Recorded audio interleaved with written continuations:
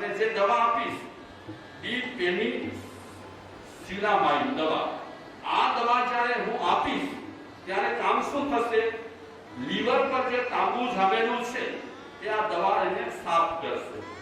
દવા સાફ કરશે અને સમય જતા એ તમારા દીકરાને એકદમ સારું થઈ જશે.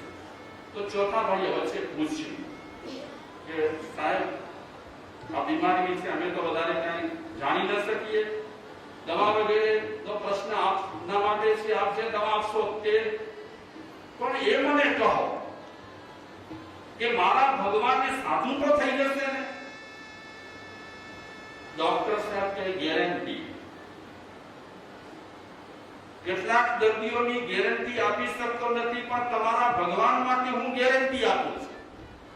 પેલો કદાચ ભગવાન ગેરંટી આપશે જ, એના વતીથી હું તમને ગેરંટી આપું છું. પેલો પણ ચોથા ભાઈ સાંભળી લેજો એક વાત. દર્દ વિશે મેં તમને સમજાવ્યું, દવા વિશે મેં જે વાત કરી, પણ આ દવા તમારે જિંદગી ભર સુધી લેવી પડશે, તમારા દીકરાને આપવી પડશે જિંદગી ભર સુધી.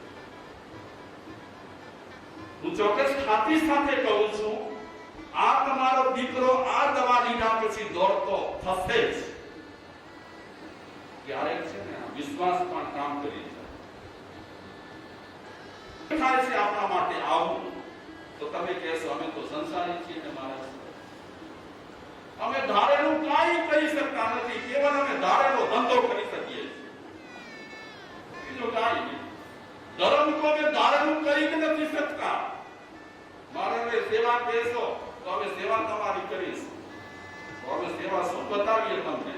હોસ્પિટલમાં મારે શ્રી ડાક્ટર થયા પછી કોઈ ડોક્ટરના હાથમાં હોય, સેવા કરીને આપણે કેટલી કરવાના, છતાં આપણે રાજી થઈ અને ભાવના વ્યક્ત કરીએ. સંકલ્પ ઢીલા છે માણસો, અને પછી બહાના આવી જાય. પણ સંકલ્પ નહીં કરતા હતા કે જેના ઢીલા સંકલ્પો હોય ને એ ક્યારે સફળ નથી. સંકલ્પ જેમ ધંધામાં તમે મજબૂત રાખો છો, એવો જ મજબૂત સંકલ્પ શેમાં રહેવો જોઈએ? ક્યારે કોઈ દિવસ આપણે અઠવાડિયામાં દુકાન ન જવા માટે ખાડા કરીએ ખરા? થાય ખરા ખાડા? થાય કે ન થાય? મહિનામાં દુકાને ન જવા માટેના ખાડા કેટલા? વરસાદ જવા દો, કેટલા ખાડા? હા, શું કામ? કેમ સમયસર પછી જવાનું? કેમ બાનાબાજી આપણે નથી કરતા? આમાં જ બાનાબાજી. શેમાં બાનાબાજી? ધર્મની. જ્યાં જ્યાં વાતો આવશે, જ્યાં જ્યાં વાતો ધર્મની આવશે, મારા સંસારી છીએ. 17 કામ રહેલા હોય. 17 ને 17 કેટલા થાય?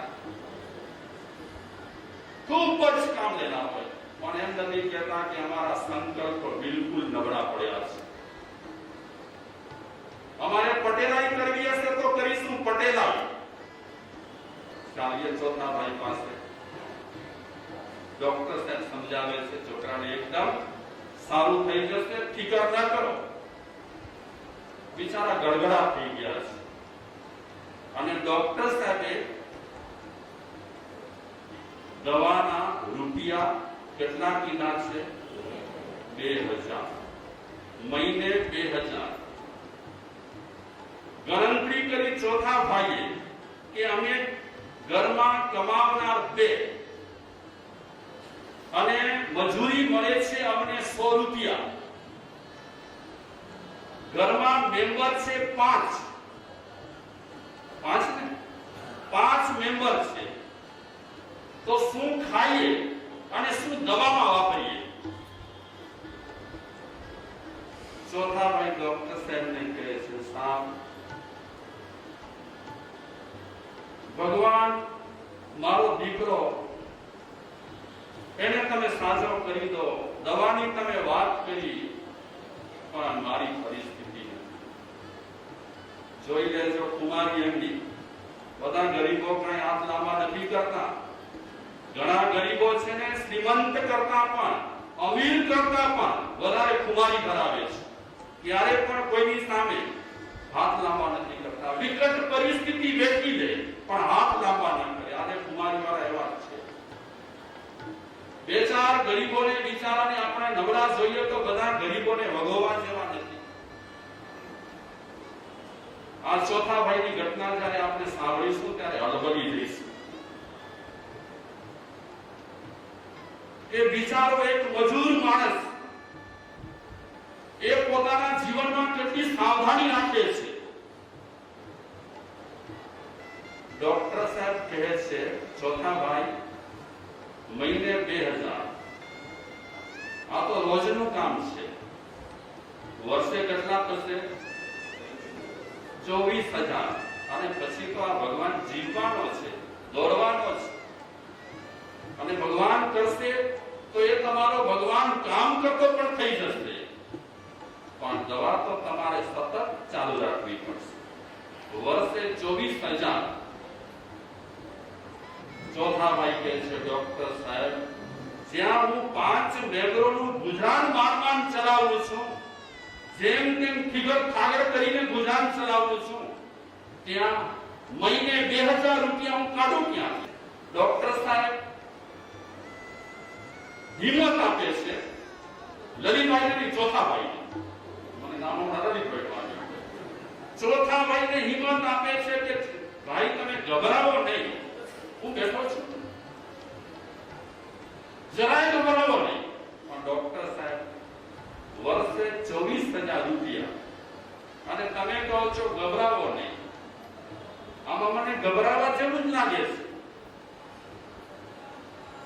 ડોક્ટર સાહેબ મારો ભગવાન સાજો નહીં થાય, નહીં થાય મારો ભગવાન સાજો. તમે મારા ભગવાનને જીવાડી નહીં શકો. ડોક્ટર સાહેબ કહે, ચોથા ભાઈ તમે રડો નહીં, એ ભગવાન મારો દીકરો છે, સમજી લો, હું જીવાડી ખાતરી આપું છું. ઘણા ડોક્ટરોમાં છે ને ભગવાન અવતરતા હોય છે. ઘણા ડોક્ટરો છે, ચોક્કસ વંદન કરવાની ઈચ્છા થાય આપણને કે માનવતાની મસાલ જેવા રહેલા. બધા ડોક્ટરોને કઈ વગોવા જેવા નથી. તમારી નજરમાં પણ એવા ડોક્ટરો હશે, મારી નજરમાં પણ એવા ડોક્ટરો છે આજની તારીખે કે દર્દીઓ પાસેથી ફક્ત 10 રૂપિયા લે છે. 10 રૂપિયા છે અને દેખે કે આ 10 રૂપિયા દઈ શકે તેમ નથી તો દવા વગેરેનો ખર્ચ એ ડોક્ટર ઉપાડી લે અને પૂછી લે ક્યાંથી આવ્યા છો તમે. કોઈ કહે કે અમે 12 ગામથી આવ્યા છીએ તો ટિકિટ મારા પણ આપી દે છે. એવા ડોક્ટરો છે અને આ ડોક્ટરનું આપણે સાંભળીશું. સત્ય ઘટના છે, ગુજરાતની સત્ય ઘટના છે. આ ડોક્ટર ભાવનગરમાં રહે છે અને તમે સાંભળશો કે ચોક્કસ ચમકશો, કારણ કે એના સાહિત્યના ઘણા લોકો ચાહક છે આજની તારીખ. પછી કહીશ ડોક્ટર સાહેબે હિંમત આપી. અડધો દર્દ છે ને માણસનો સેનાથી મટે? ડોક્ટરની હિંમત. ડોક્ટર સમજતા હોય કે અમુક બીમારી આવી છે, તે છતાં શું કહે, ગભરાવ નહીં, આ દવા લેશો ને સારું થઈ જશે, નબળા ન થાઓ તમે. અને ડોક્ટર આવું થોડું કહે ને તો પણ માણસને હિંમત આવી. ડોક્ટર ક્યારેક શબ્દો એવા કહે સરસ મજાના કે અડધી બીમારી એની ઓછી થઈ છે. ચોથા ભાઈને કહે છે, ચોથા ભાઈ પૈસાની ફિકર ન કરો, ભગવાન સામે જુઓ ને ભગવાન સામે જુઓ. બે વાત છે આ. કયા ભગવાન સામે? તમારો દીકરો સાજો થાય છે ને, નહીં તો ભગવાન સામે જુઓ. બધા સારા વાના કરશે. હું અત્યારે તમને 3 મહિનાની દવા આપું છું. કેટલા રૂપિયા થાય? 6,000 રૂપિયા. 3 મહિનાની દવા આપું છું. લેવા દવા નિયમિત આપજો અને દવા ખૂટવા પર હોય ત્યારે તમારે અગાઉથી મને ફોન કરવો કે હવે દવા ખૂટવાને આરે છે, એટલે આ દવા મારે લેવી હોય, ખરીદવી હોય. કારણ કે આપણે સ્પેરમાં નથી રાખી, એ તમારા ફોન પરથી હું દવા 6 મહિના માટે ખરીદી લઈશ. તમને દવા મળતી રહેશે, લેવા ટિકિટ ભાડો. તમે હસી હસીને મારી પાસેથી વિદાય લો. મંદિરમાં બેઠેલા કદાચ હું ભગવાનને નહીં માનતો હોઉં, પણ તમારામાં બેઠેલા ભગવાનને હું માનું છું. ડોક્ટર સાહેબ દવા તો આપી, કેટલા મહિના? 3 મહિના ને ભાડો પણ આપ્યો. એ વખતે રડી પડ્યા ચોથા ભાઈ અને ડોક્ટરને કહે છે, ડોક્ટર સાહેબ હું ગરીબ માણસ છું, આ ઋણમાંથી ક્યારે મુક્ત થઈશ? આ તો બહુ મોટું ઋણ કહેવાય. અત્યારે 100 રૂપિયાની મજૂરીથી હું ગુજરાન ચલાવું છું, ઘર ચલાવું છું, અને તેમાં મને 3 મહિનાની દવા આપી 6000 ની. આ તો મને ભારી થશે ડોક્ટર સાહેબ. કયા જન્મમાં આ ઋણ ચૂકવી શકીશ? ઘણા બિચારા લાચારીથી લેતા હોય પણ અંદર ખેદ હોય, અને ઘણા બિચારા આપણે દયા ગુજારી એમના પર પણ વિના કારણે લેતા હોય. આ પ્રસંગને જે આપણો સબ્જેક્ટ ચાલે છે એમાં કેટલીક નાની નાની સત્ય ઘટનાઓ પણ કહીશ કે જો આજે પણ કેવા કેવા લોકોની કેવી કેવી કુમારી છે, પૈસા એમને એમ લેવા માટે કેવી કુમારી છે. અરે ક્યારેક તો શ્રીમંતને અરજ ગુજારવી પડે કે અમે પ્રેમથી આપીએ છીએ, તમે શું કામ લેતા નથી? ચોથા ભાઈ રડ્યા છે, આંખો લૂછે છે. ડોક્ટર સાહેબ હિંમત આપે છે, તમે રડો નહીં, ભગવાન સામે જુઓ. એ સાજો થવો જોઈએ. વાત તો હવે આવશે આપણા વિષયની. ટિકિટ ભાડો મળ્યો છે, હવે ભગવાનને ઉપાડવાનું છે. અહીંથી ચાલી શકે તેમ છે ને એટલે ટીંગાટો રીતે હોસ્પિટલમાંથી બહાર લાવ્યા અને વાહન બાંધીને બેસાડે છે. પણ એ સતત ચોથા ભાઈ ડોક્ટર સામે જોયા કરે છે કે આ ડોક્ટર આવ્યા કે ભગવાન આવ્યા. તમે વિચારો, પોતાના દીકરાને સાજો કરવા માટે કયા બાપને અને કઈ માને ઈચ્છા ન હોય.